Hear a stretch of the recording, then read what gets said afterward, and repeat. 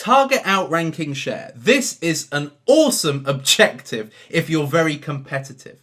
Okay, so basically the objective of target outranking share is to outrank a competitor on search. So for instance, me, I've got a Python product. I've got tons of other products, but I've got the Python course and I want to sell that. Now, there are a number of courses that are ahead of me. There's particularly 3 courses that are always being promoted on Udemy, okay? And if you go on Google AdWords, you will find them on the first page. Now, if I'm annoyed by a particular competitor, I can use target outranking share to outrank them on Google. And as I've already said to you, if you're the number 1 result, or if you are before a particular competitor, people will see you as having the lead on that competitor. They will see you from a perception point of view as better. Okay, so by doing target outranking share, it's a chance to show you're better than your competition, and that makes you more likely to get the clicks. So anyway, that's the objective. So how does Google do it?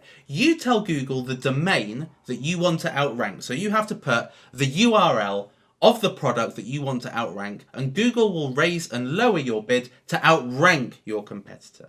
So if we select target outranking share, you put the domain here. Now when it says target to outrank, this is the percentage of auctions in which you'd like to outrank the benchmark domain. 100%? 50%? So it says here, if you wanted to outrank example.com's ads in 80 out of 100 auctions, you would set your target outranking share to 80%, as I've just said. And then the maximum bid is what you would put in here. And what it says here is this is the max cost per click bid you want AdWords to set for your keywords, ad groups, etc. Okay?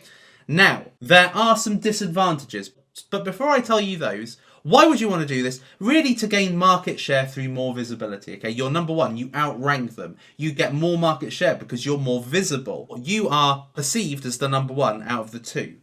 Now that gives you credibility also in your marketplace, because if you are that high on Google, it makes you look like you've got a pretty good ad budget behind you. It makes you look like you're doing a lot to try and get your product in front of people. It gives you that credibility.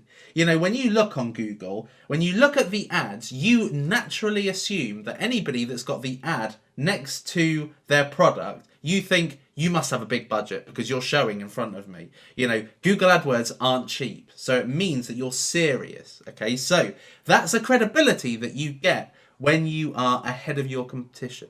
Now, why shouldn't you do it?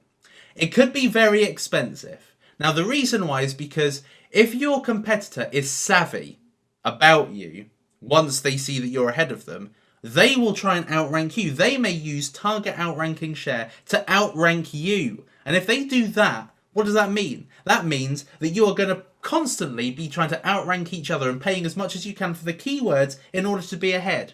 So if they get wise to you, that could be very expensive. Also, it can take more than a week to see results. Okay, so if you're looking for instant gratification, if you're looking to be instantly ahead of them, that isn't likely to happen because you have to wait a week or more whilst Google gets the information and makes you outrank your competitor. All right, so I like this personally because I'm a competitive person, and if I see a Python course or a Facebook ads course that's on Google Ads, that's a Udemy course, I naturally want to be ahead. So this is what I would use to get ahead of them and be able to achieve the top placement for my product. All right, so in the next lecture, I'm going to talk to you about maximizing clicks, which we've already gone through a little bit. So I am going to tell you about that in the next lecture.